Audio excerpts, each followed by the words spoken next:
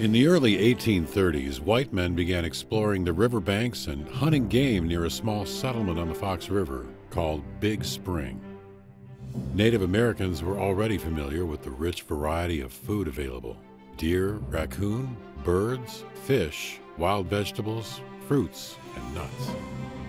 The riverbank was lined with forests of spruce, pine, fir, hickory, and several species of oak. One early arrival to the area was James Harrington and his wife Charity.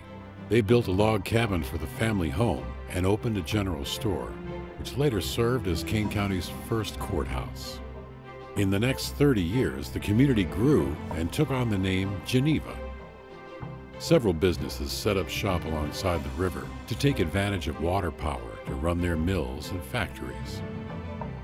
A good portion of the grassy land along the river supported small herds of sheep and cows. The calm river provided recreational boaters with an ideal opportunity to enjoy the outdoors and be charmed by the lovely landscape. You could say the area was worthy of a picture postcard. Fox River has always been good fishing. It was just a great, great area. It was nature at its best. But nature and industry would have to learn to live together on the Fox River. The Geneva Dam allowed mills and factories on the east and west banks of the river to take advantage of water power. Building stone was quarried on the east side of the river, but until a sawmill was built, lumber had to be imported. The dam allowed a sawmill to become operational, and home building could begin in earnest. Although the dam provided another picture postcard opportunity, it wasn't long before a number of large factories crowded the shore of the river. The Bennett Mill stood east of the river, north of State Street Bridge. It was first the Alexander Brothers blacksmith shop, then a paper mill, and was later converted to a grist mill. In 1865, Charles and Henry Bennett bought the building and operated a flour mill on the site. The mill produced the famous Geneva Belle flour, which was shipped throughout the Midwest. Due to World War I restrictions on milling white flour, increased competition, and decreasing levels of local wheat production, the mill's success began to dwindle, and it finally had to close in the 1950s. By the 1970s, the vacant building had reached a state of deterioration beyond repair. In 1971, the mill mysteriously burned to the ground in an unexplained fire. Today, Old Mill Park sits in its place. The Geneva Historical Society and the Geneva Park District commissioned an artist to utilize some of the massive gears from the mill to create a sculpture which stands at the former site of the building.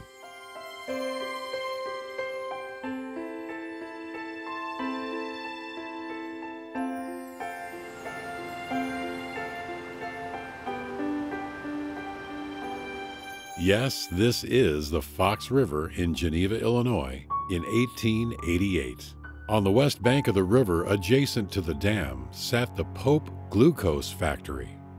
These fine gentlemen and boys were hard at work converting corn to glucose. The massive plant sitting at the edge of the river suffered an explosion in 1893 and burned through the night. By morning, the onlookers could see the building was destroyed. The company rebuilt and was open until 1906. Horn Steel later operated at this site for 44 years. Today, Genevans enjoy River Park at this location. Volunteers from the community built the park and even included artifacts from the Pope Glucose Factory in their prairie and riverstone design. Free summer concerts are a regular feature at the park. This building, sitting on the west side of the river just north of the State Street Bridge, is Riverside Receptions.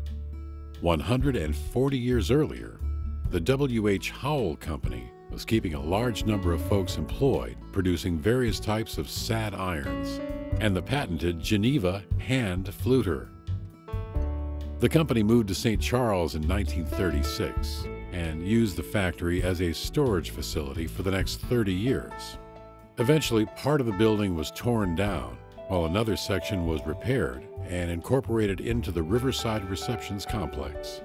One of the pulleys from the factory is on display in their courtyard. In the wintertime, he would skate, and then what happened when it got warm? They would ride ice floes. When the ice would break up, they'd go put their skates on and go from one floe to the other. Many ice companies were built on both sides of the river. This building was the home to Geneva Products Company, Crystal Ice Company, and Jefferson Ice Company. The best ice was cut in December, but was not often ready to harvest until January or later. Blocks of ice were delivered in wagons, which were a familiar sight on the streets of Geneva. A little north and inland of the ice company was the Joshel's Feed and Grain Building. The silos were a recognizable landmark along the river until they were torn down in the 1990s. Many of the early bridges were washed away by floods.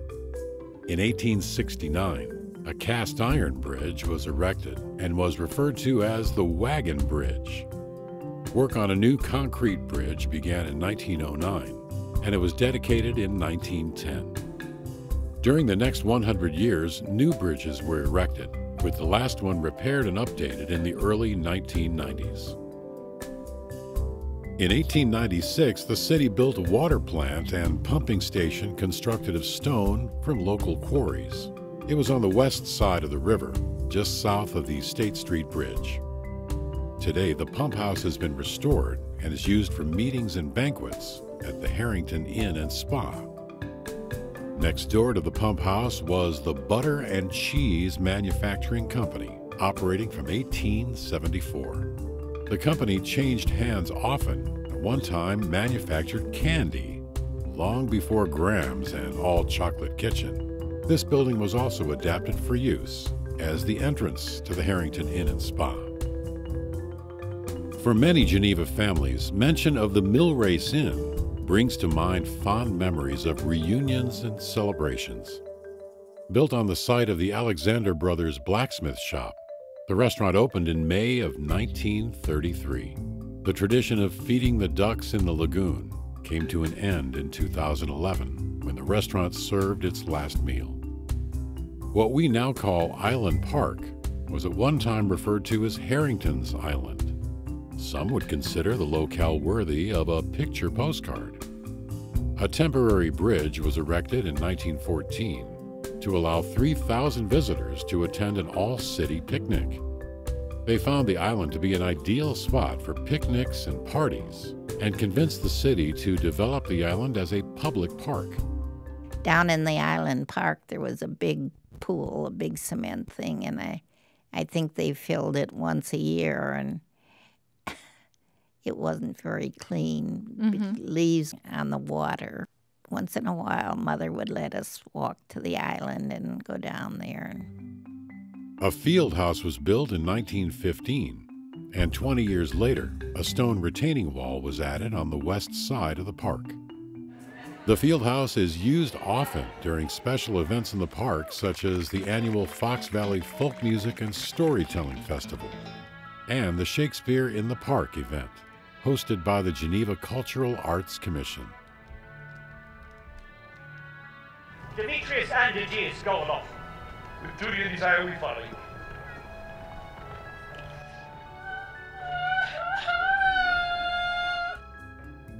To celebrate Geneva's 150th anniversary, the Park District commissioned artist Sally Ruark to create a sculpture for Island Park that represented the past, the present, and the future of Geneva. In 1937, a stone bridge was built at the south end of the park. The bridge is actively used by bikers, joggers, and nature lovers. Another picture postcard. A few years ago, I was at a city council meeting, and Merritt King was there, and he started talking about how when he was a kid, they used to go down to the railroad trestle and catch pigeons. And I had to laugh because I think we did it too, and I never thought. It's probably been a tradition here in Geneva since the time the railroad was first constructed across the river. And you could get onto those piers. There were little rickety little steps that went right down, 60-foot drop to the river below, but you could get down there, and of course, only the chickens didn't go, so you had to go and show your courage. By 1853, Geneva had a trestle to allow trains to travel across the Fox River on their way from Galena to Chicago. Tales of adventure on the trestle remain in the memories of countless boys and girls. From dropping pigeon eggs onto the canoers passing below, to hugging the I-beams underneath the tracks as the longest freight train in the world rumbles along a few feet above your head. And of course, an image or two worthy of a picture postcard. What we also wanted to do was be able to cross the river. It was more difficult on the State Street Bridge to be able to do that, so we wanted our own lone crossing if we could. The location was suggested was, at the time, the Chicago Northwestern Railroad. Underneath their railroad trestle, we were to hang sections of bridge. As the bridges were being delivered in Geneva in big, long sections from Minnesota, one turned the corner at State and 31 and knocked the fire hydrant off, and of course the water was spraying in the air, so we had that issue to deal with. Heading south through a forest preserve laced with bike trails, we come to the southern end of the Fox River in Geneva. The Fabian Estate, now a Kane County Forest Preserve, features over 300 acres, lining both banks of the river. When Colonel Fabian inquired to a state agency about necessary permits to build a bridge to connect his property, he was told that the Fox River was considered a navigational waterway. The colonel declared, "Good heavens, someone must build a lighthouse to assist all the barges and magnificent ships on their journeys up and down the deep and mighty Fox."